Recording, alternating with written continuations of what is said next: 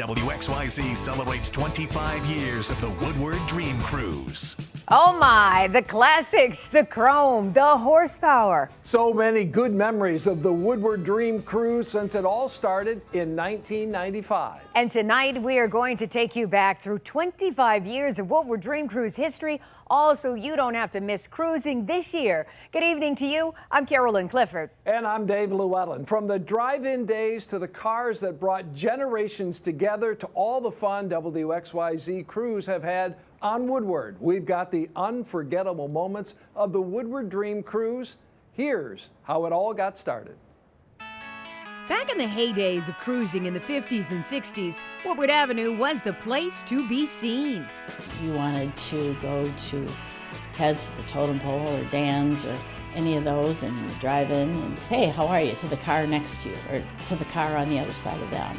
And then, of course, you had the stretch from Corton all the way out to Square Lake Road. That was a pretty good stretch where you could open the car up. It was that kind of Woodward Avenue nostalgia which sparked the idea to create new cruising memories in 1995. There's a wild pink Thunderbird, 66 Nova. We're just enjoying watching all the stuff go by. A man named Nelson House had an idea to raise money for some local soccer fields by hosting a small cruise night. Having cars that normally cruise Woodward and having a car show kind of seemed like a good idea. We thought we were going to be big shots and have a wonderful event if we got 25,000 people there. 10 times that many people showed up along Woodward that first year, and since 1995, the cruise kept growing. Regularly scheduled ABC programming will not be seen, so that we can bring you the following WXYZ-TV Century of Cars special, the Woodward Dream Cruise. In 1996, WXYZ began broadcasting from along the avenue.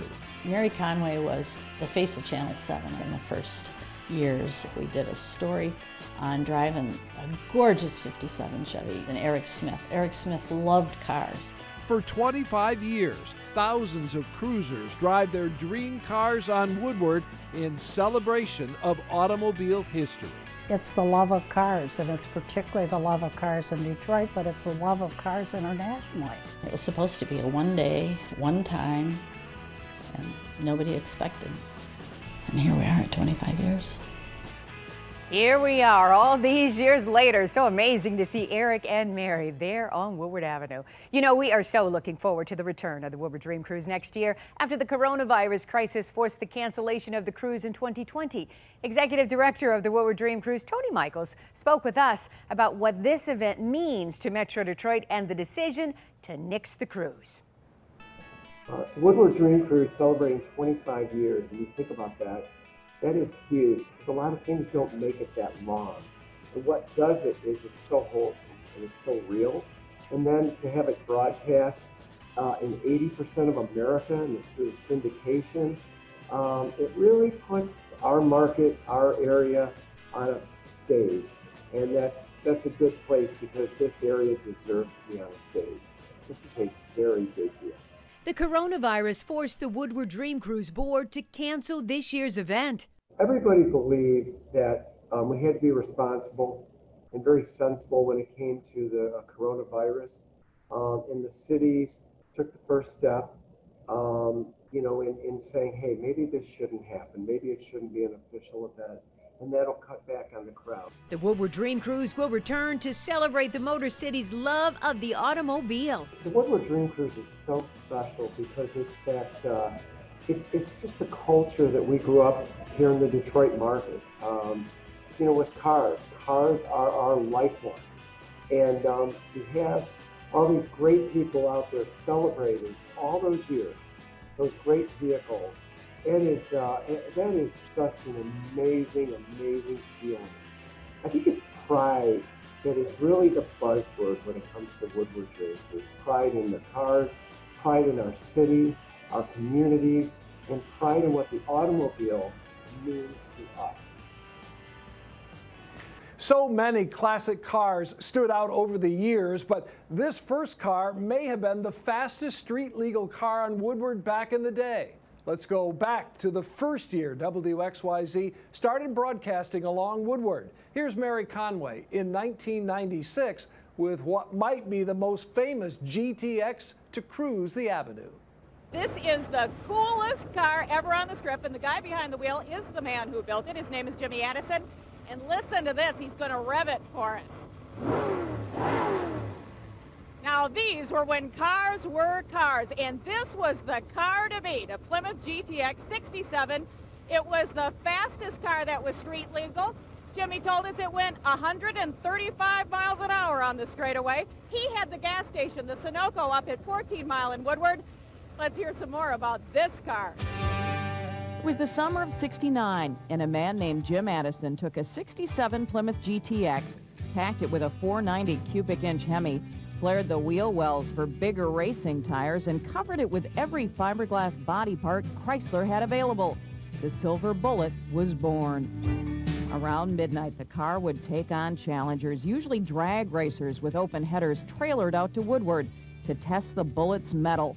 Countless magazines wrote of the mighty Silver Bullet. That's what this was all about, was being the best on the street.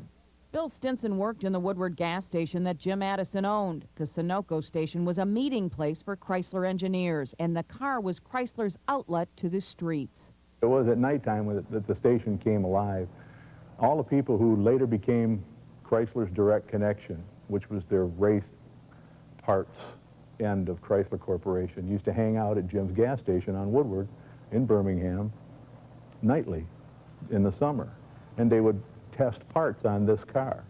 The Silver Bullet never lost a race and is unbeaten to this day. Now, this is the car, and it was never beaten while it was running on Woodward Avenue. And the one thing Jimmy wants to tell us about this car, it was the best car on the street in that day. One sweet hot ride, always riding down Woodward. And that was Mary Conway reporting. Woodward is famous for being the first paved highway in the country. Glenda has more on just how long people have been cruising. Woodward Avenue history dates back more than 2 centuries and runs 27 miles from Detroit to Pontiac. Here's a piece from the 1998 Dream Cruise, where Guy Gordon took a look at how one of the major intersections along the avenue grew up. Ferndale was officially born some 80 years ago, established first as a village and then a city. Home to thousands of Ford employees, Ferndale led the way in creating the modern-day Woodward Avenue. From the beginning, 9 Mile in Woodward was the place to be. Long before cruisers made it a hub, Model Ts and trolley cars crisscrossed this intersection where police served as human traffic lights. Drivers took their cues from an officer in a crow's nest who turned a pole that said stop and go. Back then, you didn't exactly show off your car because your neighbor often had the exact same car. But that didn't stop people from cruising. Take a look at this picture of cars bumper to bumper on Woodward in the early 20s. Well, actually, this was a Memorial Day parade, but little did these people know it was a sign of things to come. Boy, was it ever. So many things to come. Fast forward to the 1960s, and you'd find a familiar face cruising down the famous strip. Here's what cruising was like for our Cheryl Choden.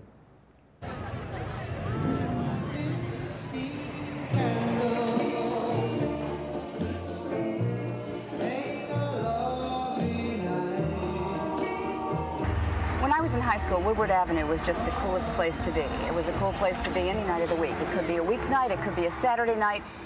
We would always ride up and down Woodward. First thing before a date, last thing when we had a date. If you were going to the library, no matter what you were doing, you would always ride up and down Woodward, and you would buzz the totem pole restaurant, buzz the different restaurants there were.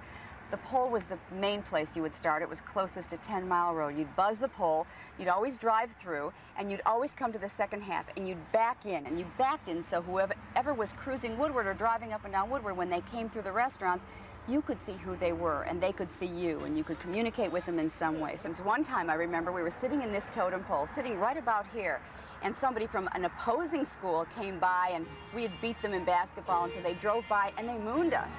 And they pulled their pants down and they mooned everybody that was parked on this cool side of the totem pole. And then they'd take off down Woodward, and that was kind of funny.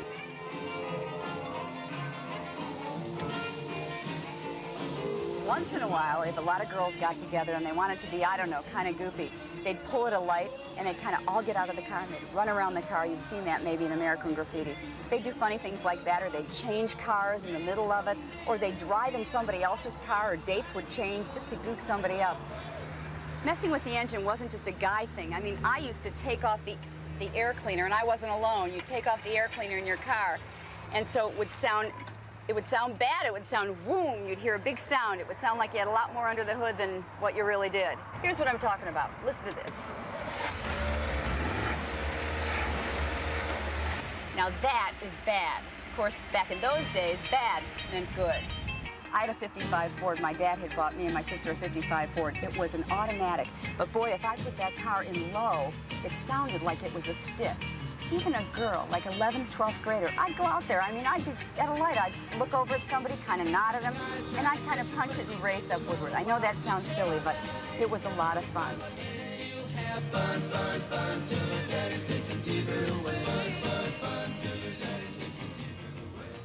Wow, so much fun watching Cheryl Choden there. She was my favorite reporter growing up in Detroit, watching Channel 7 so many years ago. Well, we are just getting our cruise down memory lane started. Coming up next, we're going to take you back to 1998 when Home Improvement was a hit sitcom, and then superstar Tim Allen talked about his dream cars. And we go back to the moment when a husband surprised his wife with a classic Corvette live on our Woodward Dream Cruise show. Stay with us.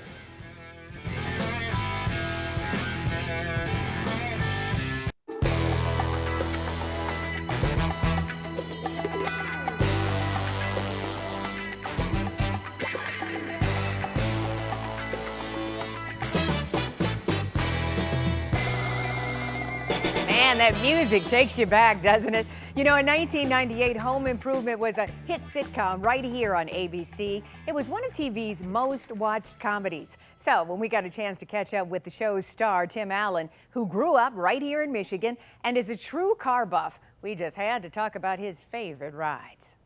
I grew up in Birmingham. A lot of the kids that went to school, I didn't have didn't have the facilities to have cars when I was in high school. In that era, even the kids that had money didn't buy Shelbys. So I bought a Shelby. Every car that I really wanted when I was a kid, I have now.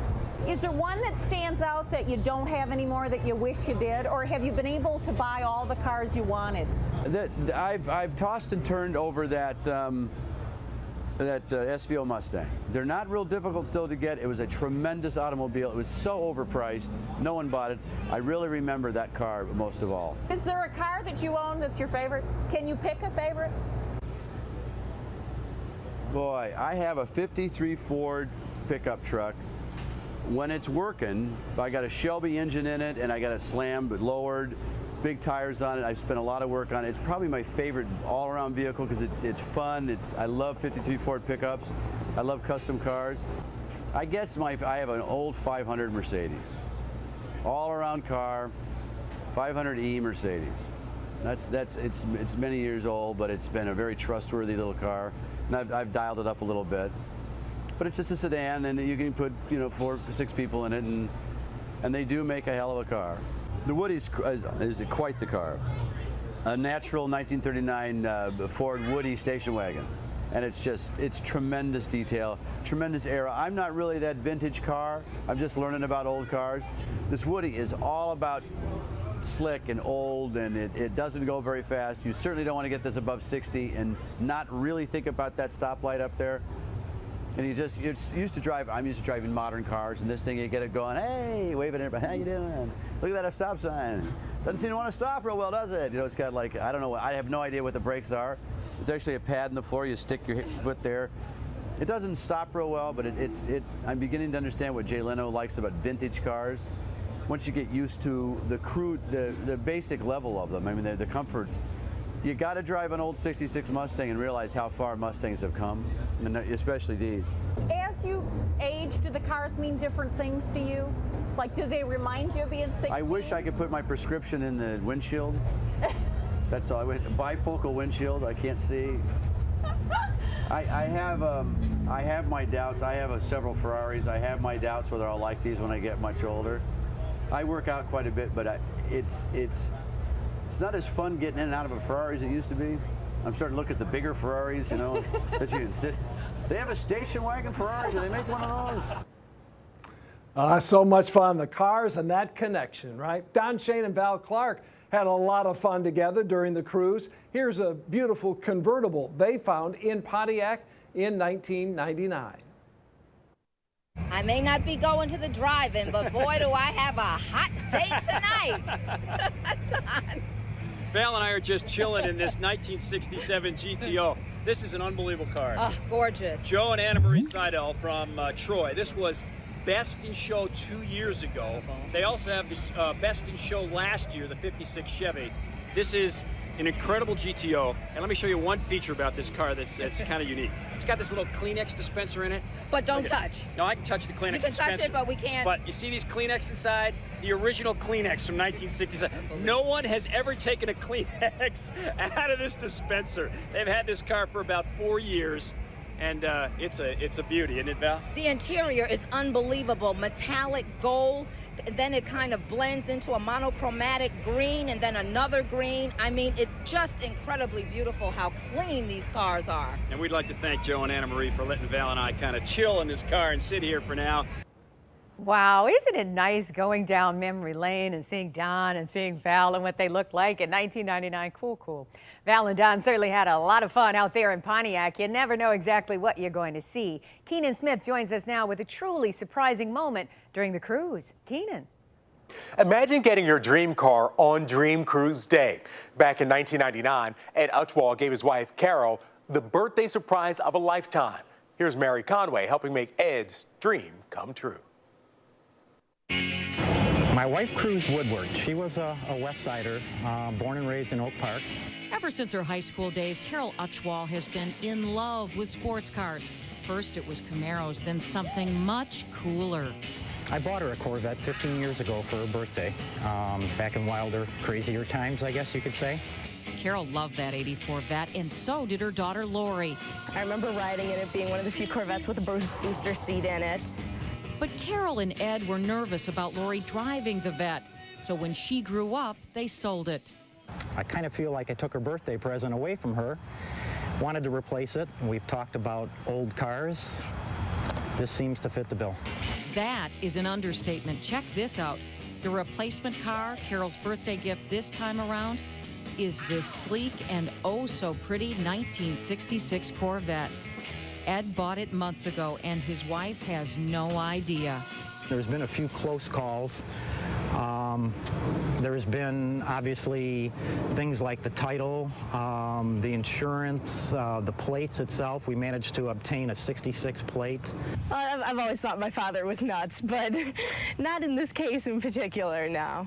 Because I know my mom's going to love it, and the surprise just makes it even better. Is this car gorgeous or what? And I've got a whole crowd of people behind me because we've all been talking about this car, and we want to ask, is this your favorite car? Yeah!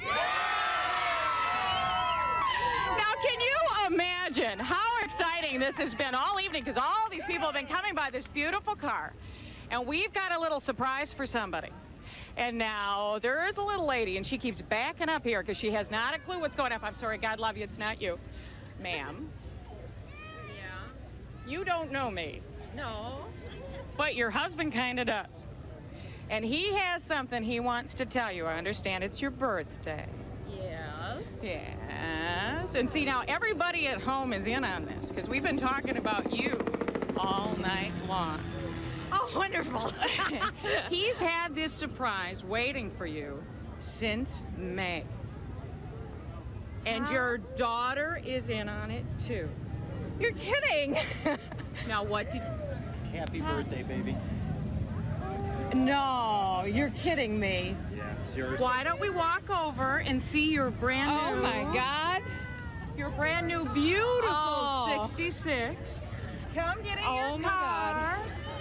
Ed, I think you probably should go around and get in. I can't believe it. I can't believe it. Tell me how much you love Corvettes. Oh, they are, without a doubt, the most favorite vehicle of mine.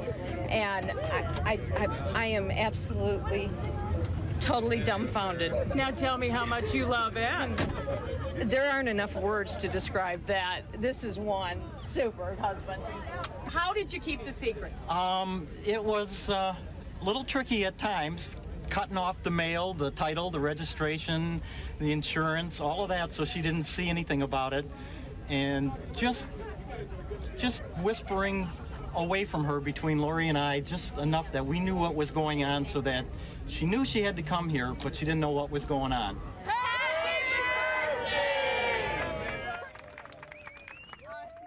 Now, Carol told us the gift was a total shock. Now, in the years that followed, the 66 Corvette was always a bright spot in her life. She and Ed cruised Woodward many times. Ed has since passed away, and Carol no longer has the car, but she says that Corvette brought her nothing but memories she'll always treasure. She's even looking forward to seeing it unfold all over again tonight, right here. Carolyn? Wow, Keenan, what a great memory, a great surprise, all unfolding on live TV. Man, just amazing. You gotta love moments like that, right? Well, now we head into the new millennium. Dave Rexroth made his debut appearance on the Woodward Dream Cruise in the year 2000, right alongside Val Clark at the street party in Pontiac. Just feast your eyes, first of all, on this beautiful 1967 Impala. Well, it is just one of thousands of cars making the loop right here in downtown Pontiac for the third year in a row, Dave. That's right, the third year, my first year. I'm excited. You know, I've seen a lot of gorgeous cars, but so far it's all been about, I think, horsepower around here. It's going to be a pretty good night, a gorgeous night weather-wise. I'll take credit for that. We're talking more from Pontiac coming up in just a bit. We'll be back with some more action. Hang on. Wow, Dave Rexroth and Val, such young kids in 2000, right? Well, the fun continues. When we come back, we head to 2003, when an SUV became a classic car people love to spot on Woodward.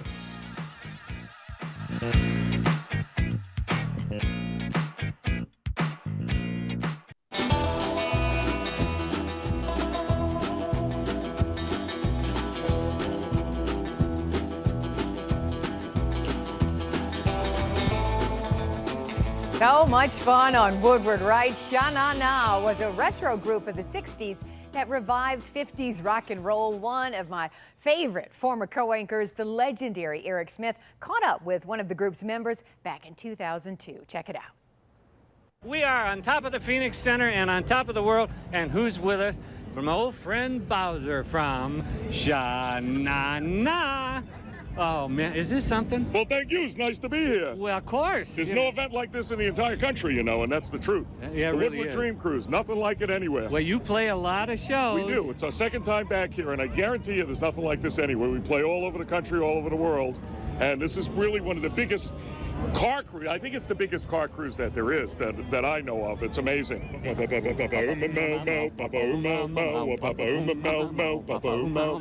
you know, he's pretty good. Yeah, I remember he's pretty that good, but the look has got some, you know, I mean, leather jacket. This is like a little too modern, don't you think? What about the shoes? The shoes, put your foot down. It's embarrassing. Now, you want to try a little bit of Blue Moon? Sure. Bum bum bum bum bum bum bum bum bum bum dang a dang dang dang a dong ding blue moon blue moon blue. That's my part, Eric. Dip dip dip dip moon blue moon blue moon.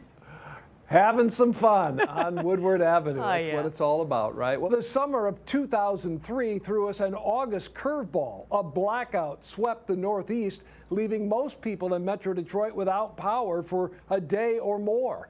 Channel 7 scrambled to continue on with the Dream Cruise, our staff working overtime to pull off the show and highlight cars like this next one.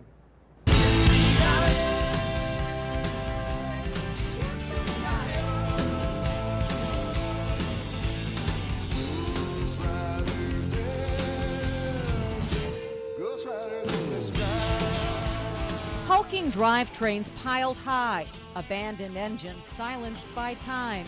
These are the skeletons of Ford Broncos long ago put out to pasture. Welcome to the Bronco graveyard. Jeff Trapp refurbished a Bronco years ago and ended up finding his life's work. Well, I bought two, and one was pretty good shape, and the other was a parts truck, and we made it one nice vehicle, and we just started selling the parts left over from the other one, and bought another one, and bought another one, and bought another one, and kept going from there. Jeff has brought several Broncos back to life, built from '66 to '96. Trapp's personal collection includes some of the highlights of the model years. A cherry 1970 red pickup once used by the Salem Township Fire Department. a 77 blue wagon, and this 66 black roadster rescued from the DRC racetrack. Most people don't think of an SUV as a classic. What is it about this one? They only made 235,000, so there's a limited number out there. It is in one of the top 5 collectible vehicles right now. Trapp's collectibles are all meant to be driven. So how long have you had this one? I've had this about 6 years. And his more than 10,000 square foot warehouse in South Lyon is filled with the parts, doors, hoods, and floorboards to rein in any wayward Bronco. It's called the Graveyard, but it's really a treasure trove for anyone who loves the Bronco, and he has it all, everything from the steering wheel to a 75 Bronco, and he even has everything right down to the emblems. This is the 66, and he even has the bucking Bronco from 1980. Dave Atwater has managed to corral one of the Broncos built for Baja racing. Race driver Bill Stropp designed the specifications for the racing version, right down to the roll bar, built to handle the extreme conditions of road racing through the Baja Peninsula. The 1973 Baja Bronco is a hit with sons Scott and John. Boys love it. I can't even sneak out of the garage without one of them wanting to go for a ride with me. The Baja Bronco was only made for 4 years, and of the 600 built, only about 75 or 80 are still on the road. Atwater hopes one day to do a full restoration. They're as rare as a lot of other vehicles and rarer than most. You know, anybody can go find a Corvette for sale, but if you want to find a Bronco for sale, you really got to look. Dave Atwater still has that 73 Baja Bronco, which is now a collector's item. It was one of only 320 built. Dave still calls it a work in progress. It's in his garage, and he tinkers when he can. Since this piece in 2003, he's added a 1966 Bronco, which he and his wife, with now grown children, love to cruise around in and go off-road. Wow, isn't that amazing to see Dave Atwater with his big boys there and that beautiful car? Oh, so many memories. All right, coming up next, we get up close and personal with a classic car that's a fan favorite every single year. But first, all of us at Channel 7 look forward to working on the Woodward Dream Cruise each and every year. It never really feels like work to us. It feels more like a giant party. And parties, of course, always include a little dancing. Here's a look back at a few times we put a little swing in our steps.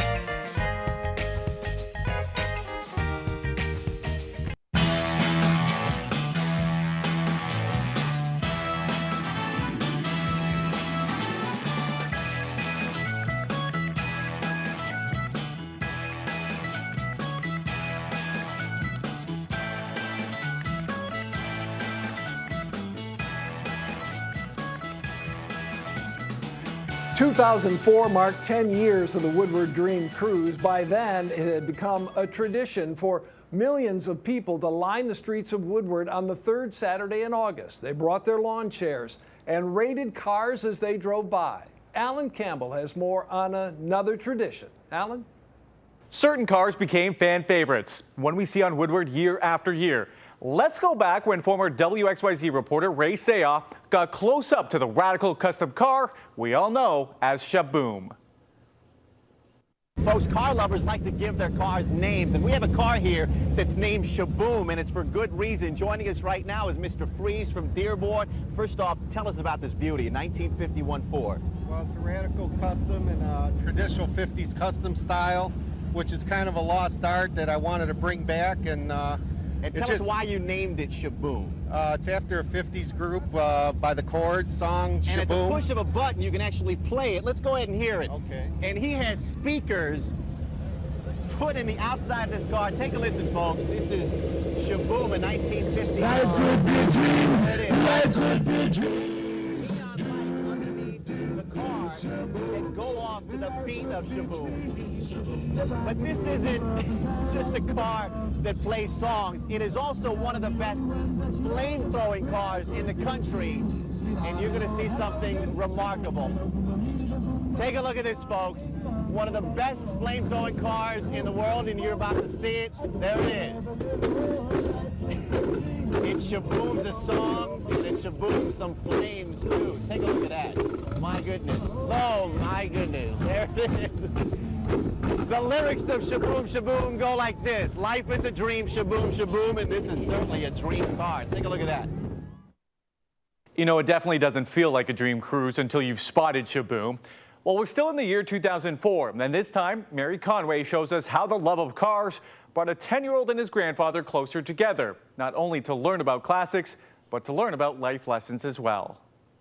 The mural on the back of Mike Allen's custom 36 Ford is of an original gangster, and that might be what his license plate once stood for, but now it could stand for Outstanding Granddad. Because while Mike has always been fascinated with cars, his latest project is a true labor of love.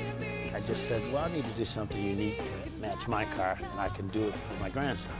So Mike set out to build a replica of his hot rod, a way for him to spend more time with his car and his family. I found a kit that I could buy and purchase and put together and cut out and make it me and him.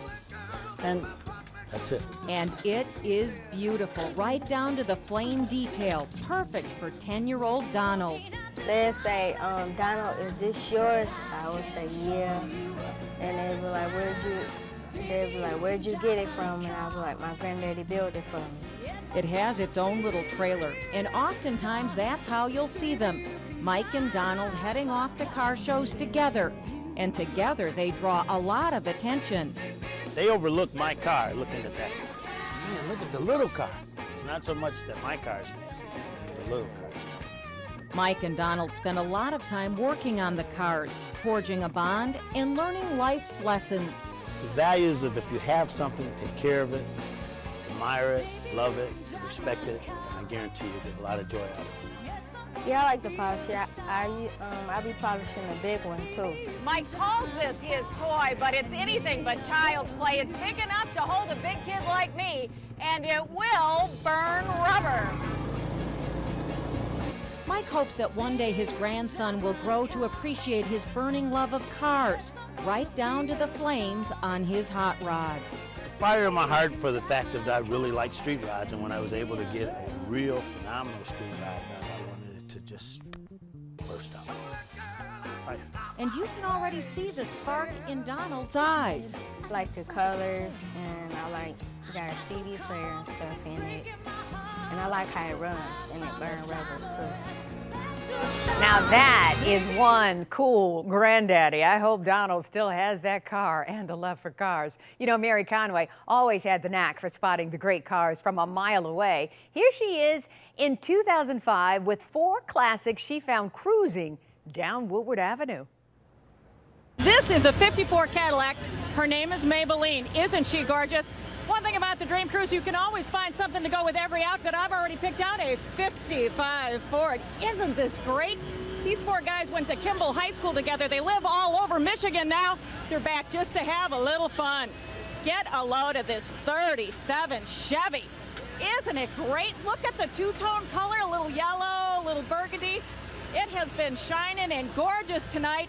And another special car I want you to see, a 33 REO Speedwagon. It wasn't just a band, it really was a car, a 33. In fact, her grandfather helped build the car. So this is just a great night on Woodward, something for everybody. You think Mary was having any fun? You bet she was. Well, it was named one of the coolest car clubs in Michigan, and it was also one of the oldest. Let's take a look back at the Kingsmen, a group of car folks who were friends since grade school. You may not realize it, but you're looking at royalty, cruising royalty, that is. These 5 men and their wives are members of one of the oldest car clubs in Michigan. Larry Ball and Lynn Goodwin formed the Kingsmen 50 years ago when gas was cheap and cruising was king. Back in their day, they cruised telegraph. My father had a gas station, so I became the first president because of that. There were 5 original members. That's Larry when he was just 17, and that's Lynn. None of us were involved in speed. I know we drag raced a little bit, but we didn't, with no big engines or anything along that line. Over the years, the members of the original group went their separate ways, and then 18 years ago, Larry saw Lynn at a 50s dance and decided it was time to revive the group. Lynn convinced Larry to buy his dream car, a 1954 Mercury. We went through the whole car and stripped it down to bare metal and replaced the floors and got the 55 Oldsmobile headlights. We got a lot of tricking out on the car, but there again, it was all done by all of us. Lynn is known as the body man, but the group needed an artist as well. That's where Roger Marks comes in. Roger's specialty is paint. Not only has he sprayed all the cars, but he does the pinstriping freehand. For some reason, I can picture things finished before they are. I can picture what it's going to look like. And his custom 59 Ford Galaxy is a work of art, from the sleek skirts to the 45 record player, complete with speakers from the drive-in. These lead sleds may be the draw, but friendship is the heart of this very close-knit group. How many people do you know from grade school? Or how many people do you know from the last 10 years? That type of thing. And this is a pretty tight group, really. Not only does each car have a name, such as Green Ice or Sleepwalk, notice the crown. They consider the car club more social than anything else. They only have one formal meeting each year to determine which shows they'll attend. All 5 cars won awards at the Autorama the same year, though, and they also received other honors. We were at one show in Holland, and it was a real big show, and we were awarded the coolest club because we were so sociable, and they said they can find us by our laughter. And that says it all. Good times, good friends. Good times, good friends. That was Dave Rexroth reporting there. You got to wonder where the Kingsmen are now, but hopefully they're still enjoying their cars. Coming up next, a few more of the celebrities who stopped by our Woodward Dream Cruise set over the years, plus what life as a drive-in security guard was like in the 50s and 60s. Hear what he used to tell the mischievous kids at the car hop. But first, the cute kids our cameras caught over the years.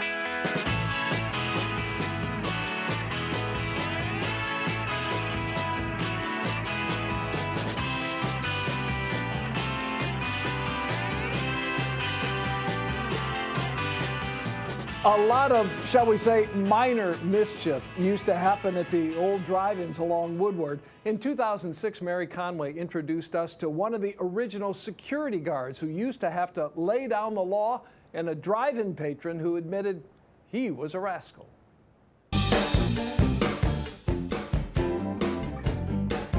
Edsel has always loved fast cars, and he loved hanging out on Woodward. He was a regular at the drive-ins, so much so that security guards in the parking lot knew him and his car. So we'd come in off of Woodward, and George would be standing there, and he'd recognize the car, and he'd take his 2 fingers and point at you like that. He'd come over and he'd say, "You behave tonight or you're going to have to go home early." Eddie owns Pete's Coney Island in Clarkston, a restaurant where his family serves up friendship along with the ham and eggs, with heaping servings of nostalgia on the side. The walls are filled with pictures of fast cars and fun. Not long after opening this location, an elderly gentleman came up and shook Eddie's hand. And he says, "You're Eddie Zoll, and you had a black GTO, didn't you?" And I said, "Yeah, I did." And he says, "Well, I'm the security guard from Ted's." Yes, George Thompson is the man who chased teenagers and their dreams of fast cars and hot dates out of a number of drive-ins on Woodward. I used to work at Big Boy, Mavericks, the Totem Pole, and the good old famous place, Ted's Drive-In. Over the years, Eddie and George have become good friends, often reminiscing about the old days when George's job was to try and keep Eddie and other kids from what he calls mischief and devilment. I had to keep them in their car. They always liked to chase the girls. They did? That was the biggest part of it.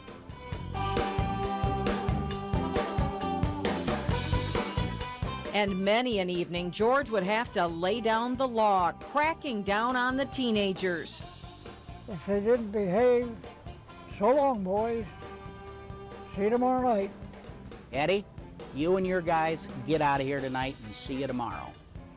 Eddie has even taken George out to revisit Woodward. The drive-ins are long gone, but the memories linger.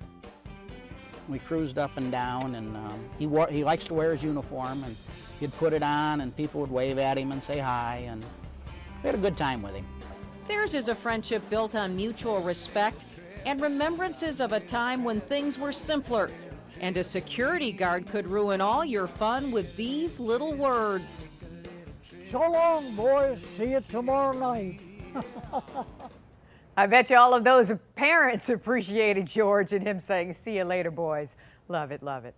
All right, so what is a rat rod and what's a hot rod? Well, there is a big difference. So back in 2007, we set out to get the answer.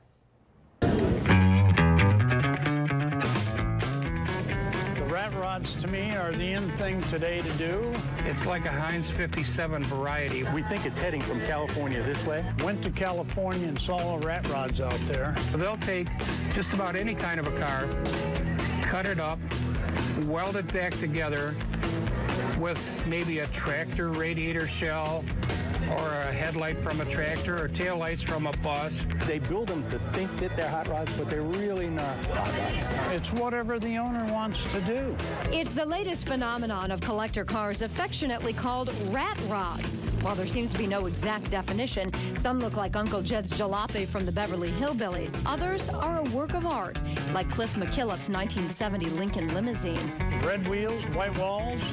I've got purple primer on it. I've painted the entire car, roof, and the whole lower body. A lot of the rat rods have kind of raised the level of their car, and now we've got this spread into what we call traditional hot rods. Sometimes people think they're synonymous, but there definitely is a difference. And if you call a traditional hot rod car a rat rod, some people get emotional.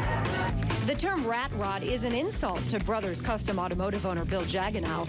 Yes, his 27 model Roadster may look raw with its rusty body and wood floors, but Jaganow insists his is a traditional hot rod, just like you would see in the 1940s. Make it look like it's going 100 miles an hour when it's standing still.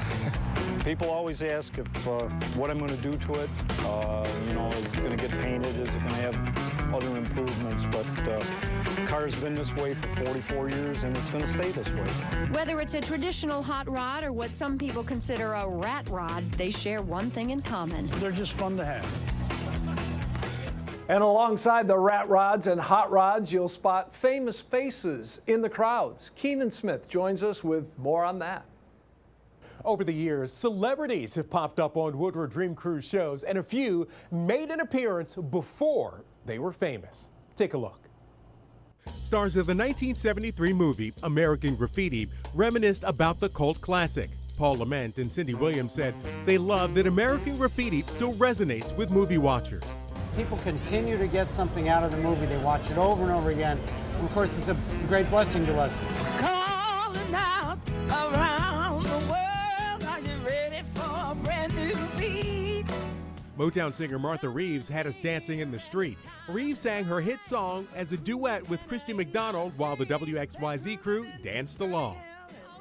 Food Network star Guy Fieri raved to Mary Conway about his taste of the cruise. All the greatest hot rods you'll ever find in this country all come together on one big weekend, out of bounds.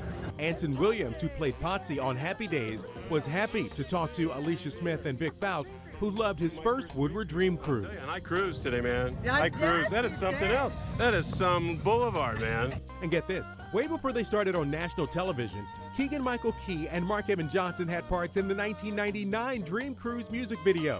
Key and Jackson at the time were part of Second City Detroit. Key went on to several roles, including the sketch comedy series Key and Peele, while Jackson landed roles on sitcoms like The Good Place and Brooklyn Nine-Nine. So it seems the cars bring or even make the stars. What history and fun for so many years. Up next, a look back at the Pontiac brand and the cruisers who love its iconic cars.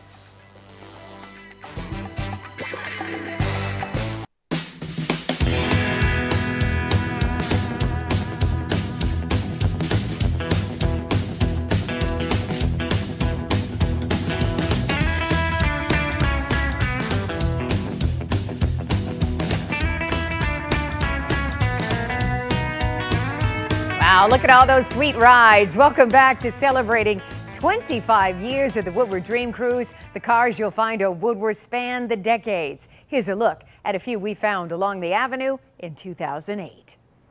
You know what's amazing when you come to the Dream Cruise is all the different cars that you see from all of the different decades.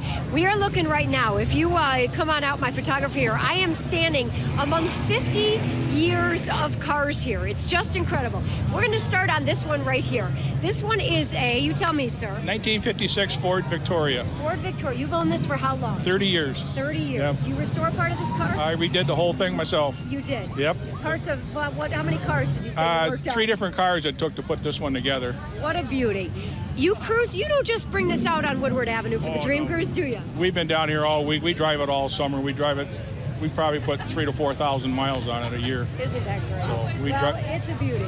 And I know you've had a wonderful time today. Thanks so much for letting me talk to you, right? So we've got one from the 50s over here. Now take a look at this. I'm going to cut in front of this car here. 1920s is what this one is right here. You tell me about your car. Well, it's a 1923 Ford. It kind of started out as one, and then we rebuilt it from there. It's been done about 30 years. And we built it at my dad's shop a long time ago, and it looks pretty good for its age. I'd say, and this is, people, don't be mistaken here. This doesn't sit in a garage all the time and just be brought out to Woodward. You drive this everywhere. Yes. There's rock chips everywhere, and there's dirt, mud all over it, and rubber behind the bed, but you drive it all the time. Well, why not enjoy it, right? Yep. Wonderful. Thank you. All right, from the 20s, real quick, we'll finish off here. 71 this is? 70, yeah. 1970. Tell me about this. Well, it's a 1970 Mustang Fastback. I've got a Boss 302 in it. I've had it for about 15 years now. Wow. Yeah, coming all the way from Canada. Be good for you. Welcome. We're glad you're here. Beautiful car. All 3 of them are. A great night. Joanne Purton from 2008. Now, when we're out there live, you never know who will drive by. Leave it up to Don Shane to find something strange in the neighborhood in 2009. You're on Woodward, you got Dream Cruise stuff all around you, and you run into the Ghostbusters car. Robert Bennett owns this car. He comes from Virginia to be in the Dream Cruise. Your inspiration behind this, I guess. It was a great car. It was the exhibition car that toured America right after the movie came out with group promotions. And a great friend of ours, Bob Lentz, had it for 20 years, had it fully restored, and sold it to us. So this car is like identical to what was in the movies? That's correct. It was actually designed from the original plans that were done in 1983. Okay, so why did you want it so badly? Well, we love Ghostbusters, and this is the 25th anniversary of it, so we bought it, we shipped it out here. This is our first time driving it down the road. We figured it couldn't be a better place than here because Group Promotions is international championship auto shows, which is based out of Pontiac. So right. We brought it home. So when you're here and you're driving up and down the street, the reaction's just incredible. It has to send chills around you. Oh yeah, we love sharing it with everybody. It's a lot of fun. Okay. Julie, you like this? Oh, it's great. Yeah? Can't be any better than this. Yeah. What? Perfect. Okay, how about you? It's hot, but it's fun. Maybe you're hot. I don't know. What's the stuff you're wearing here? Oh, I've got the Proton Pack. The proton pack. And don't forget the goggles for protection. Hey, thanks for this. Have a great night. Thanks so much. We were having a great time. The Ghostbusters car, cruising Woodward. Costumes and all. Love it. Ghostbusters, right? With Don Shane. 2009 was also the year we said goodbye to the Pontiac brand. Mary Conway spoke with true Pontiac lovers and took a look at icons of the brand.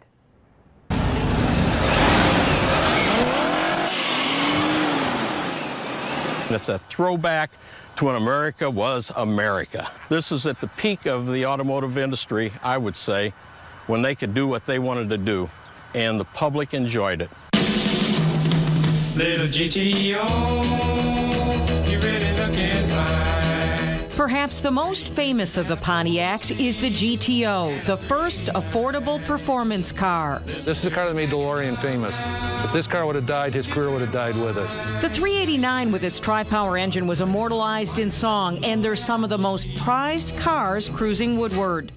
The drivers tell me that this year's Dream Cruise is especially poignant now that General Motors has decided to phase out the Pontiac brand. Randy Zilke used to race GTOs. He bought one of the newer versions. I wish they would have kept the Pontiac, I really do. I think, my parents had Pontiacs, I had Pontiacs, my brother had a Pontiac. It's kind of sad to see a tradition go away.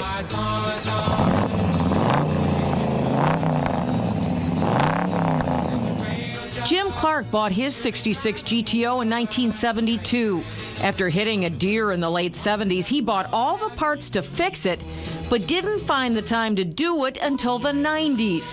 He spent more on the steering wheel than he did to buy the car. But when he starts it up, it immediately takes him back. We were happiest when we were just cruising and letting the wind fly in your hair.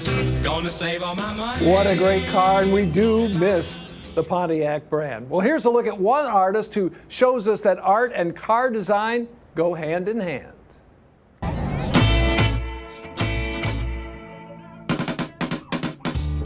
Mark Brendo started drawing as a kid. Today, he's a commercial artist who specializes in automotive art.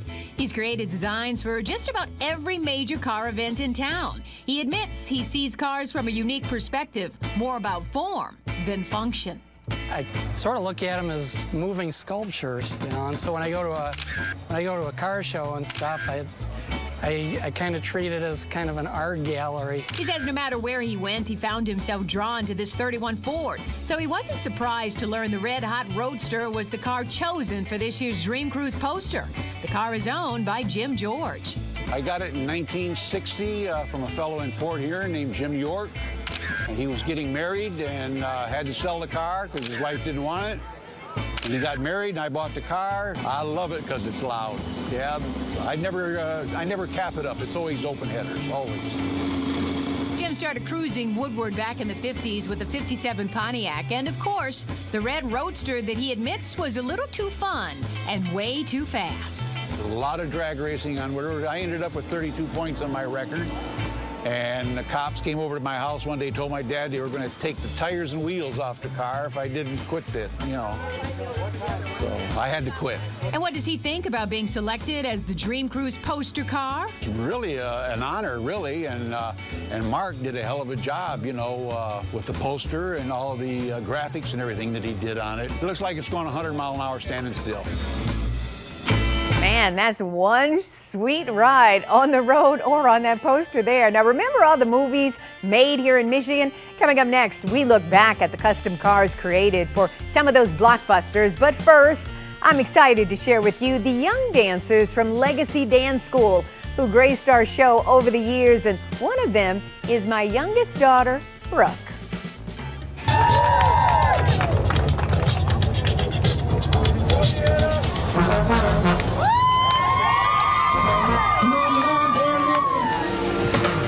Alrighty, let's check out that Soul Train line. Soul Train line. Soul Train line.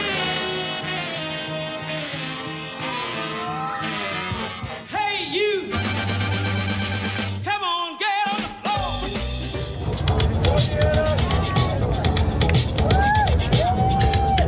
Riding on the taxi, the daffodils who entertain.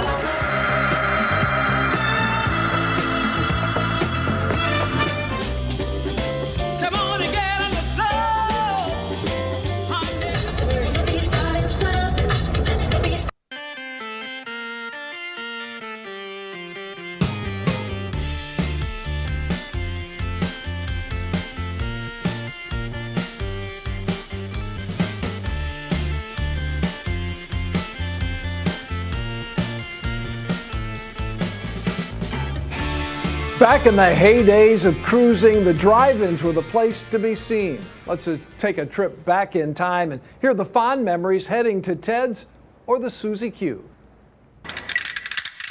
Ed Off cruised Woodward back when burgers were just 35 cents. $1 bought 10 gallons of gas and a whole Saturday night full of fun. Ed admits he did a little drag racing in his 37 Plymouth pickup, but he always ended up at one of the drive-ins on Woodward, and he has the pictures to prove it. I took the pictures in 1947, late summer, I think it was. These photos provide a rare glimpse back in time at one of Woodward's most popular drive-ins. The Hollywood Drive-In is at the southwest corner of Normandy and Woodward. It was a very popular drive-in because it didn't have any no cruising signs. Now Ed is on a mission to find all the old drive-ins on Woodward. So far, he's located 19 of them.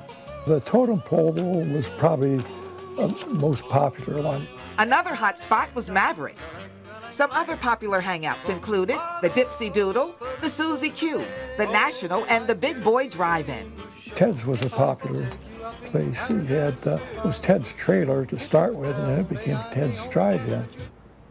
That was Diana Lewis reminiscing there with Ed about the drive-ins here in Michigan. You know, the Woodward Dream Cruise brings families together and can really spark the imaginations of a younger generation. Here's a look in 2010 when we caught up with a really young cruiser. We are right here, and we're very busy having a very wonderful conversation with perhaps the youngest chick with Classic. You are part of the Chicks with Classic group, aren't you, Ashley? Yes. This is Ashley Zimmerman. And what are you sitting in, darling? A Mini T23. I love it. That's pretty cool. And Ashley, I have to ask you, how old are you? You seem very mature. Only 5. Only 5? And how long have you been driving this car? For 1 year. Wow. And how old were you when you started driving? 1. Well, you were driving since you were 1? Yes. And what's so special about your car?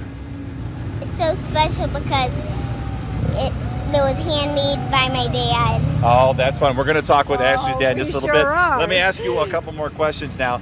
Are your friends watching tonight? Yes. What do you think they'll think about you being on TV? They'll think it's pretty cool. I think it's pretty cool too. Now, inside you have a dashboard and your gauges. What's special about your gauge? What's on there? My name's on the gauges. Yeah, and you have a horn? Yes. Can you do it for me? Sure. Let's hear it. Nice. Pretty fancy, pretty sexy. So when you go around, was this your first car? No, it's my second car. What color was your first car? Yellow. Which one do you like better, yellow or white? White. And why else do you like this car best? Just because it has cool pinstripes, and I get to drive it myself. And Hey, how fast can you go? Well, it can go up to 40. 40? Holy cow. I know we could talk to Ashley all day because she is the sweetest little thing and quite talkative. But real quick, Ashley's dad, you're doing this. You really want kids to get involved with cars. Yes, I do. We need to get more kids out there doing this type of thing so that they are the future of Woodward and we can all keep doing this and riding along with them when we get older. I love it. So this is the Tot Rod. This is what Ashley's driving. A darling little girl with her little American Girl, my twin with her. How sweet was Ashley? Custom cars were in high demand when big budget movies were in production here in Michigan a decade ago. We head back to 2010 to see how local auto shops were creating movie cars. Don Roberts and Harvey Ledesma customize all kinds of cars. One day, they came up with the idea of offering their cool cars to production companies making movies in the area. After a lot of convincing, one company gave them a shot. We brought the stuff on time, and they loved everything we brought them, and, it just took off from there. One of their first films starred this Ford Fairlane. We did a film with Hilary Swank called The Betty Ann Water Story, which isn't out yet. Robert De Niro drove this '89 Grand Marquis in a new movie called Stone, shot at Jackson Prison. Those mud splatters are there on purpose. They also created duplicate cars for special effects. They blew up like 11 cars, so we'd have to find, you'd have the good 60s car and find a duplicate because nobody's going to want to blow up their classic car. They've provided cars for 12 films so far, including Machine Gun Preacher with Gerard Butler, The Irishman with Chris Christopher Walken, and Red Dawn. Their biggest project so far is Real Steel from executive producer Steven Spielberg. And that's with Hugh Jackman. It takes place in 2020, the outlaw boxing. They started with GM concept cars, modified them, and now they look like something the Jetsons would drive. They want something futuristic, but, you know, something that looks real. Custom Creations also built the hero vehicle for this film, but you'll have to wait for the movie to see that one. Meanwhile, they're getting this 73 Charger ready for another production. The work just keeps pouring in. We love it. You know, I mean, it's exciting for the guys here at the shop. It's kind of neat to see your stuff on the big screen. So watch for these cars coming soon to a Cineplex near you. Wow, cool to see all those sweet rides in movies, right? Coming up next, why the 2012 Woodward Dream Cruise was especially memorable for us here at Channel 7. Plus, the 71 Chevelle we found that had an interesting driver behind the wheel.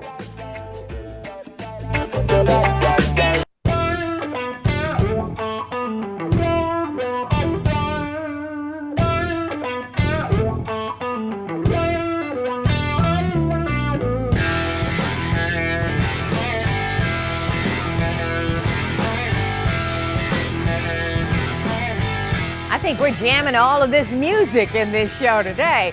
Well, 2012 was a special summer street party. Glenda joins us right now with some very happy memories. 2012 was the year we saw plenty of classics, but it was also a final cruise for two of our own classics.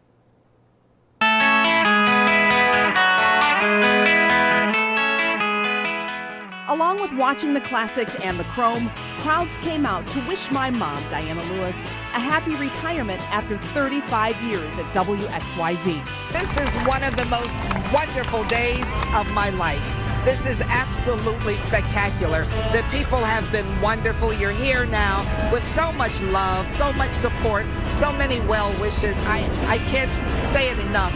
I thank you so much. I love you. Thank you. It was also the final cruise for car connoisseur Mary Conway. She was surprised with a ride in her favorite car, a 1957 Chevy. We're going to take this 57 Bel Air convertible with your family. We're going to get in there, and it's out of our Heritage Center. We're going to drive it together down to Dugan's. You ready to go? And you know the 57 is my absolute favorite. It's the year I was born. What a cool thing! Let's go. It was quite a night celebrating Mom and Mary. And it was really a family affair. So many of you came out to celebrate food, fun for their final cruise. Mom and I had a blast. Dave. Glenda, thanks. So many memories over the years. Big ones right there for sure. Margaret Dunning is remembered as one of Michigan's finest philanthropists. She led a fascinating life and said the loves of her life were her cars. We spoke with her about her most beloved cars in 2013 when she was 103. Shall I shove it in third? I love to hear it sing in third and bring it back into fourth. That's the joy of owning a Packard. Margaret Dunning has experienced the joy of owning this gorgeous cream-colored 1930 Packard Roadster for more than 60 years. Classic cars are her passion and just may be the secret to her longevity. She turned 103 years old earlier this summer. Packard is the love of my life because of the quality that they put into their machinery. The Packard features beautiful wood and chrome accents with 22 coats of hand-rubbed lacquer. It comes with 2 glove boxes, a map light, and a cigar lighter. It was designed to be a sports car with a rumble seat, even a compartment to store your golf clubs. In the old days, the hood ornaments were hand-tooled by jewelers.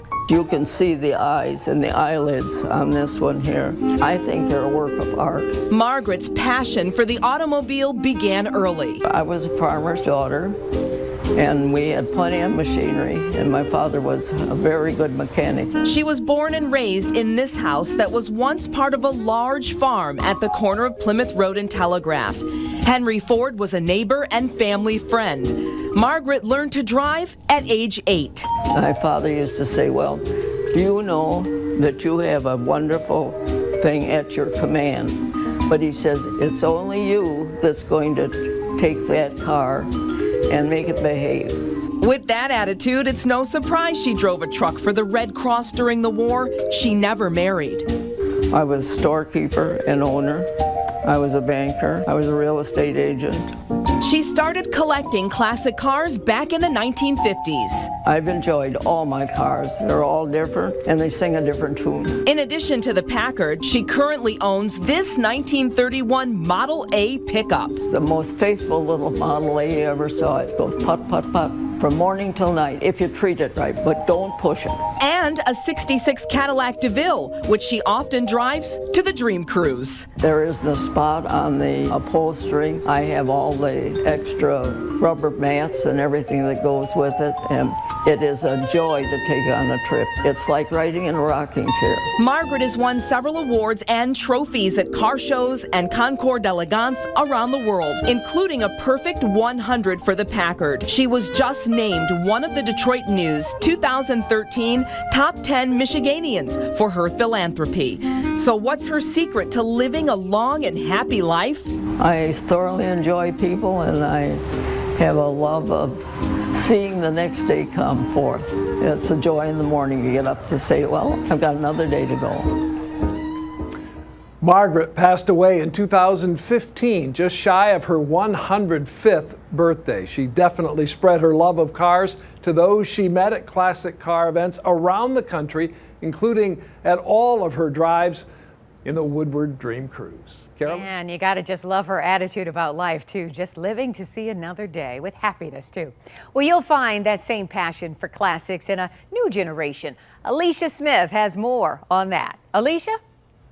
I tell you what, you'll meet a lot of young people who are enthused about an older automobile. Back in 2014, I met up with an especially smart, talented, and driven young man. This 1971 Chevelle always gets a second look. The beautifully restored muscle car boasts a 454 big block Chevy engine with 450 horsepower. But it's not the car that's turning heads when it goes for a cruise, it's the driver. Even the neighborhood mail carrier notices the man behind the wheel. I'm impressed because he's got such a baby face. Do you get that a lot? Occasionally, yeah. It's true though. He's 18. It's incredible what he accomplished. David Green's been working on this car since he was 16. From the suspension to the interior and even the car doors. Wait. You have no door handles. Nope. All right there. Do that? It's got the popper on the inside to open up the door. Yep, it's all by remote. Once you get in, first it's about the sound. There it is. It's rumbling. Then it's about the looks. I just feel like I should wave at everybody. Hey, I know you want to be in this car. Okay, these folks, we're gonna pass them on the bridge here. Maybe give them a little gun it here. Oops, oh, I think we might have scared her. As we went cruising through David's hometown of Farmington, I learned the car started as a project with his dad. I wanted a classic muscle. I wanted, a big motor in it, something you can play with. He worked on the Chevelle at home. Weekends straight of work, every nice day, I'm out here working on it, When it's bad, it's touching stuff up in the basement and prepping for a new project, so. And at school. Working with Mr. O, my auto shop teacher, he's, I'm sure and he loved sounds it. like you were his star student. I hope so. At Farmington High, his car got a lot of attention. I've gotten crowds at the end of school checking it out, asking questions. A few more projects we want to do with this, working a little bit more on the interior and, cleaning it up. It's the end of our cruise, but the start of a promising road for David. Believe it or not, David is still tinkering on that 71 Chevelle. He's finished the interior, but is now pulling parts together for a new engine build. And if you're curious, he's been interning in the automotive industry as he finishes up college. So proud of him. Dave? Developing that love at a young age. Alicia, thank you. And up next, a true time machine. Flux capacitor? Fluxing. Nice. Wait a minute, I don't think we have enough road to go 88 miles per hour. Roads? Where we're going, you don't need roads. Alicia returns for another trip back in time.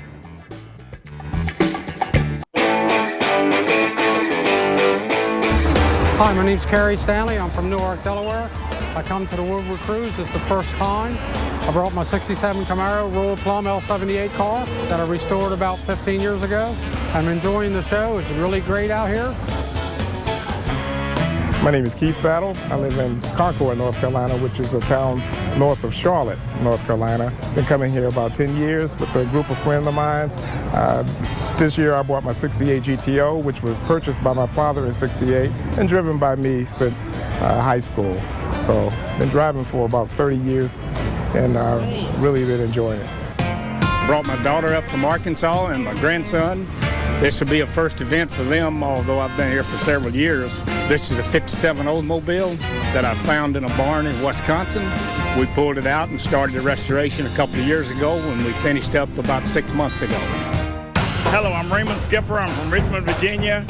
This is my 71 Corvette convertible 4-speed car. I come to the Dream Cruise mainly to see all the nostalgic cars that are here, the performance automobiles, the classics. This is my 6th year coming up here to Detroit, and I plan to be back.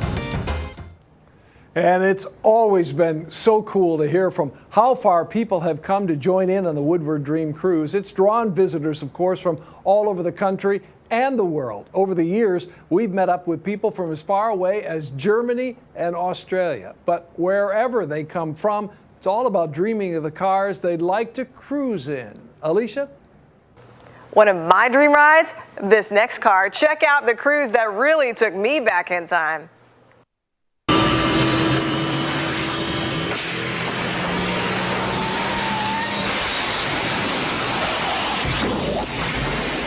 In a flash, we were hooked. Wait a minute, Doc. Are you telling me that you built a time machine out of a DeLorean? Yep, a DeLorean DMC-12, or as most people just call it, the DeLorean. And we all fell in love with that futuristic car, including Joe Vitale of Warren. He bought one back in 2007. He meets fans everywhere he goes. Fans like me.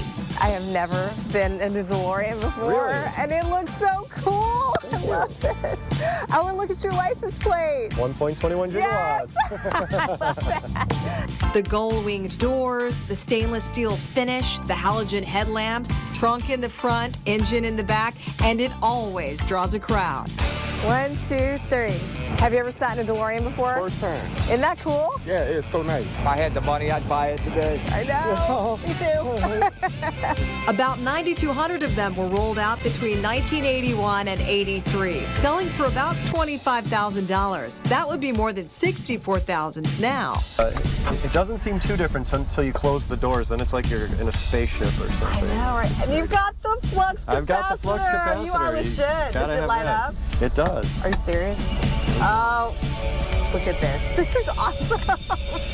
He even added the console buttons for the full effect. I love that. That's what makes time travel possible. No kidding. Shield eyes from light. I'm sorry. Should have read the directions. Once on the road, cruising's a cool experience. It is such a head turner.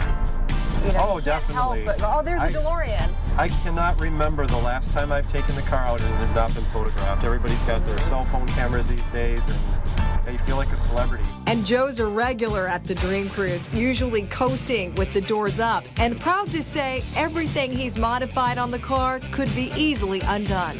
Are you telling me that you kept the cassette player somewhere in store? You did? Yes, I do have the Craig radio cassette, which in its day in 1981, that was state of the art. A four-speaker sound system with a no cassette, doubt. So Crank that puppy up. Tell me, doctor, where are we going this time?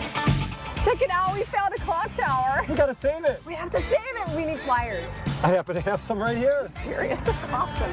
All right, what are we missing? We're missing something. What is it? I know just the thing. Yeah? Follow me. Okay. Oh, much better, Doc. I think it's time to go. Flux capacitor? Fluxing. Nice.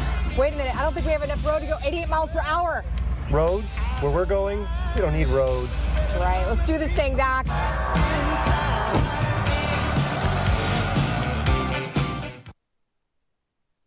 Oh man, Joe is such a cool guy to cruise with. Not only did he have that fantastic Back to the Future DeLorean replica, he came prepared with those costumes too. It was a lot of fun. Carolyn? It looked like a lot of fun too. I still love the DeLorean. Thanks, Alicia. You know, it's a phenomenon, especially true in Detroit. Cars really do bring families together. The history behind this next 1936 coupe weaves through 5 generations.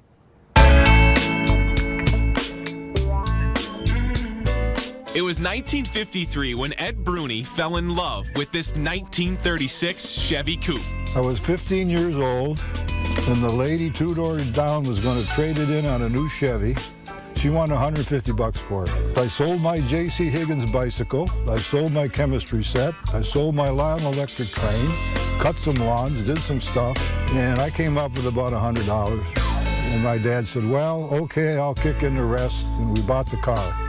Ed and his dad spent the winter of 1953 souping up the car, even if it didn't leave the house for a while. About when I was 15, I couldn't drive it because I didn't have a driver's license. So all I could do until I turned 16 was drive it up and down the driveway and polish it. The next year, Ed finally drove his cool coupe and even started a car club called the Road Knights. This sort of became a hot rod in '54. You know, it was not super fast like cars now, but it was a fun car and we had a lot of fun with it. Ed's son John loved to hear stories about the 36 coupe. He remembers one his grandfather told over and over again about those street races.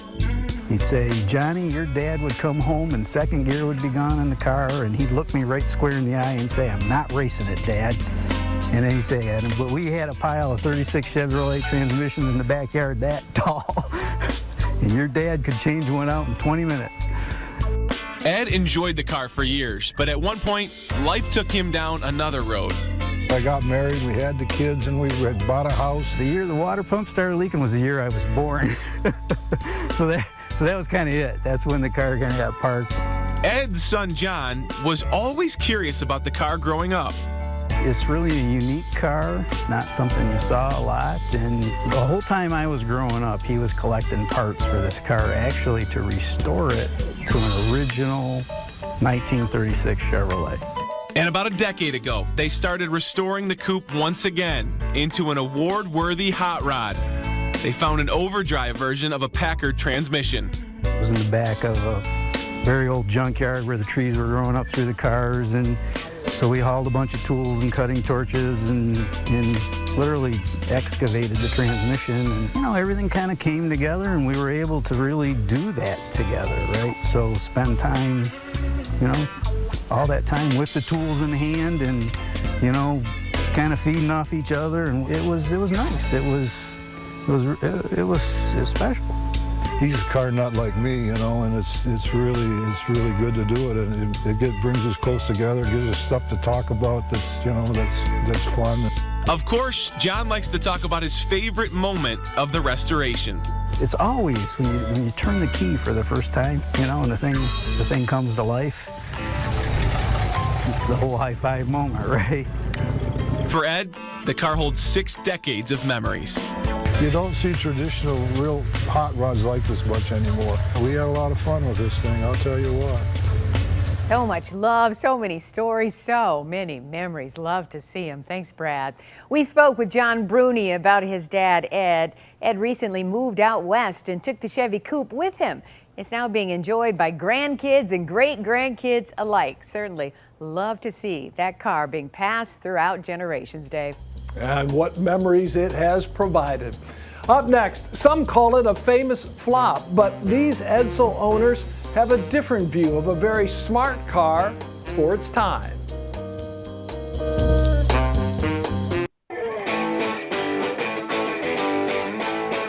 Let's go!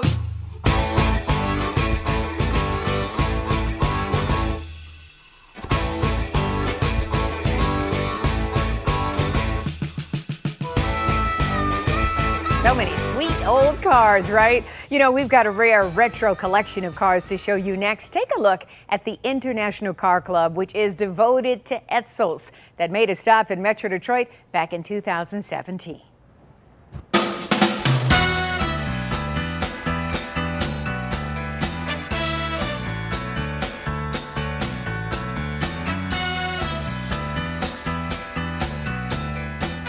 actually got interested when I was about 12 years old. I kind of gravitated toward the Edsel. I fell in love with that roof line. The Edsel seemed to have a more finished-looking interior, more quality to it.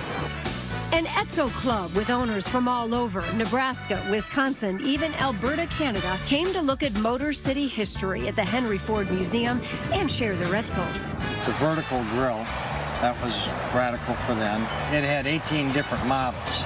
And then the color combinations to go with those 18 models. The teletouch is an option. That's a shift on the steering center. It's all electronic. Peter Randall came from Ohio with his 58 Edsel Ranger.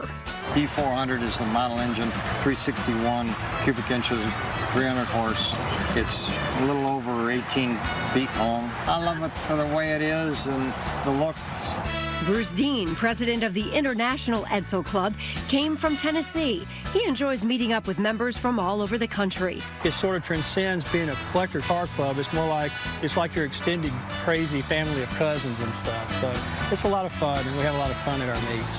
The club is also a way to look for hard-to-find Edsel parts. A lot of the things are really unique, so you have to scrounge around and find the parts, and so it's sort of a network of folks working toward restoring the cars.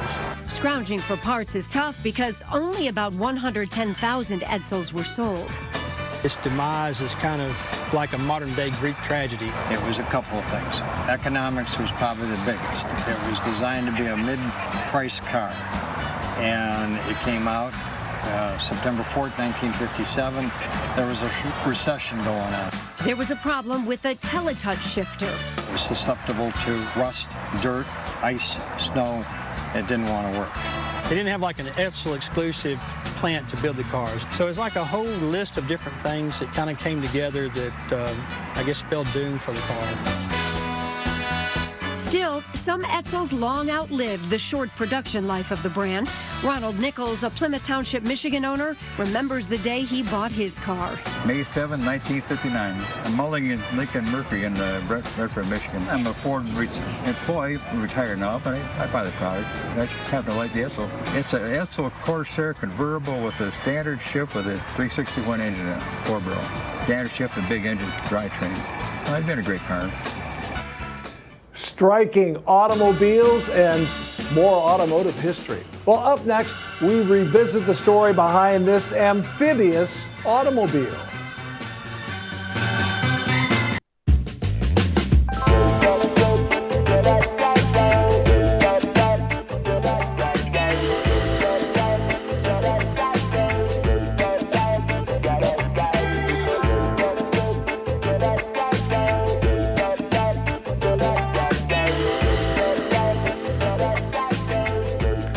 Most cars go cruising down the road, but in 2018, we caught up with a couple of car owners who take their cars for a cruise on the lake.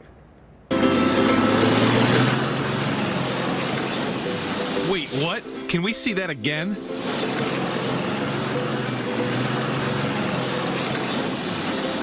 What is this?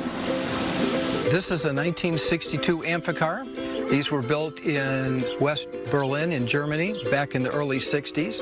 They made approximately 3,800 of these cars in that 5-year time period. It's the only vehicle of its type that actually is a boat and a car. It's something strange to drive an expensive vehicle into the lake, and it's like, well, are we going to sink? Is this going to float? There's a seal on the body and a seal on the door.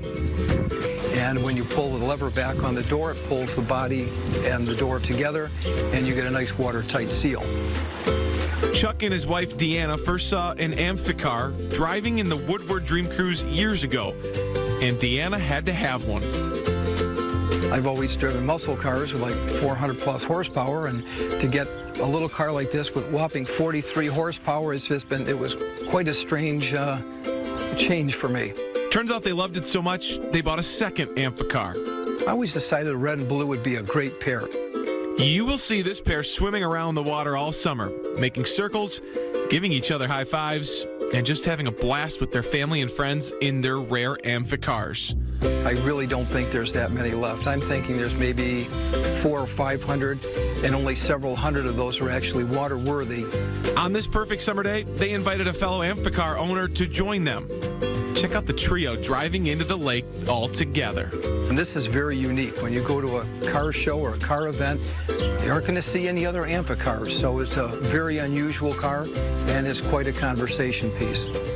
That's one cool car/boat there. You know, our executive producer, Marie, took a ride in that Amphicar. She said the first time you experience driving into the water, your heart kind of skips a beat as you hope the car really does float.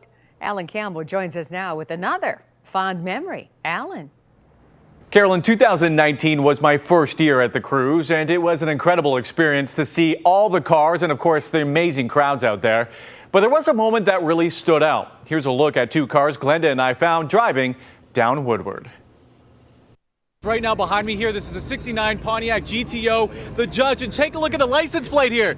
You guilty. Let's go talk to the owner of this beauty vehicle here. This is Yuri. Yuri, this vehicle is absolutely stunning. It's a classic, but there's a history to this vehicle as well. Tell us a little bit about it. It was my prom car. Me and my dad in high school restored it. I got it freshman year, did a frame off restoration on it. It's punched out 455, rock crusher transmission, 4-speed. It's been in every dream cruise ever since. Yeah, you've been coming down here since you were, what, 7 years old, and just always admiring the cars, and maybe even one day saying, hey, you know what, I want to take the Pontiac GTO for a cruise. Exactly. I was in 92 was the first year, I think. We were down at 13 in Woodward in the median back then, standing on that, watching them race. And it was great. And ever since, I wanted to get one of these, and yeah, my dad made the magic happen, and I don't know, loved it ever since. Yeah, you know what, it really is a special vehicle, but check this out here. I'm going to toss it over to my co-partner over here, Glenda. She's with some Aloha's over there. Hey, Alan, Glenda. The Beach Boys are playing right now, and James Elmore from Marysville, Ohio, brought the beach theme with him today. Look at this, Belvy. Tell me, where'd you get it? Got this car just north of Detroit here in Michigan. Picked it up in 2000 and then restored it. It was painted in 2004. I see you got the beach crew. Yes. All right, Yes. tell me about the fun Aloha theme. Oh, it just seems to make everybody happy because we play Beach Boys music. I've got a speaker under the hood, and so people can hear it. And then people, their head starts bobbing, they start dancing. It's just, we get a lot of laughs. It's fun. Now, I thought you were one family, right? They're my car family. But you're cruising car Yes. family. Yep, they You put are. a lot of work into this? Yes. A lot of love? Yes. Yeah. Yep. A little bit about what it takes to be a classic car lover. It's just a hobby that it's the camaraderie, and I think that's what really makes it. I mean, it doesn't matter if you're Ford, Chevy, Mopar. It's car people are car people, and they take care of each other, and that's the big thing. They help each other out. And it's just across the board. I mean, even all ages, Yes. all stages. There's some kind of history and love that attracts you Yes. to the vehicle that you want. Exactly. Belvedere, is that a family history? No, just a unique car, and you don't see too many of them around, so that's why we picked it up. Well, I wish we had some sand Yes. and a few waves to be parked on. I thank you so much for joining me with your beautiful ride. Thank you. All right, we'll let you get back to cruising. All right. You see all kinds of treasures at the Woodward Dream Cruise, right? Coming up next, Dave, Glenda, Alan, Keenan, Alicia, and I share our favorite memories and personal stories of the cruise. Stay with us. You don't want to miss that.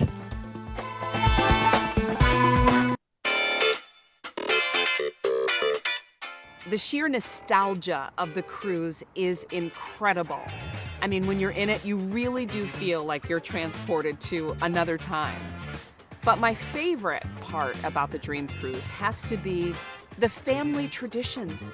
The stories on Woodward Avenue about the family bonds that are built through their automobiles and through the time when they went up and down the avenue. It's incredible. I just love it. I have my own family history on Woodward Avenue, and it's amazing. It makes you feel like one big community bond. You know, I remember taking my son to the Dream Cruise for the first time. He was 2 years old, but loved cars. And it was amazing, you know, just to see so many different kinds of cars. It brought a huge smile to his face. And then to go to Old Woodward, where he can get up close to the cars and see them and just really study them. And I mean, I think it was just an amazing day, not just for him, but for the whole family. Even now when I'm on Old Woodward, even without the Dream Cruise, I'll still think of those memories of having him watch the cars and get up close to them. I'm so glad that both of my parents got to come up here and go to the Dream Cruise. I will never forget my father, who's passed away now, my dad, walking in downtown Birmingham and coming across the car he had when he was in college. It was a two-door 57 Chevy Sport Coupe with a white hardtop. And I was like, you're kidding me, this was your car? And he goes, it was this exact car, except this one was red, his was pink. So that was just a lot of fun to have that moment and share that with my dad. My favorite memory from the Woodward Dream Cruise would have to be from like 10 years ago in Pontiac. I was with one of my favorite co-anchors, Eric Smith and I. We would take over a huge parking lot. Cars would be lined up and down. People would be all over. But right in the center, we would do a performance with little dancers from Legacy Dance School. And what no one knew is that my youngest daughter, Brooke, she would always dance with the Legacy dancers. And so I was a proud mom. I got to see my little girl perform on television. Brooke is 19. She's a dancer at the University of Michigan. And one day I hope to see her dance on Broadway. So just one of my favorite things here on Channel 7 and at the Woodward Dream Cruise. When it comes to a Woodward Dream Cruise memory, for me, it's not a particular car or year, but it's just the party. It happens each and every year, bringing hundreds of thousands to Woodward Avenue. All those cars and all the smiles. People are happy, they're excited to be there, and it is the best place to people watch as well. You know, the Woodward Dream Cruise is special. It's got its own unique little thing about it, that it really brings in people from not only all over the US, but Canada, Mexico, from overseas, because they all want to come here. They all want to show off their vehicles. It's just a place to be. It's the motor mecca. There's no other place you'd want to be than in Michigan for the Woodward Dream Cruise. Wow, we really do have a wonderful time on Woodward Avenue. We truly hope we'll be back on the Avenue come next year. Yeah, it's been a blast to go back in time and share all of these Woodward Dream Cruise memories with you. Throughout the years, the hundreds of Channel 7 crews have worked on this show, of course, and an even greater number of volunteers have worked in the Woodward Dream Cruise communities. What a ride this has been tonight. We thank you so much for joining us. We hope to see you out on Woodward cruising next year.